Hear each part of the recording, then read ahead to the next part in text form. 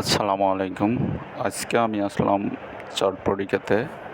চটপটিটা দেখতে অনেক সুন্দর লাগতেছে এবং চটপটিটাতে একটু ডিম কম হয়েছে, তো এই জন্য খালারে বললাম একটু ডিমটা দেন বেশি করে। এরপর খালা একটু ডিম দিয়ে দিল এবং চটপটিটা আপনার একটু মিক্স করে নিচ্ছি। দেখতেই তো পাচ্ছেন চটপটিটা আসলে সবারই পছন্দের একটা জিনিস এবং খেতে অনেক মজা লাগে।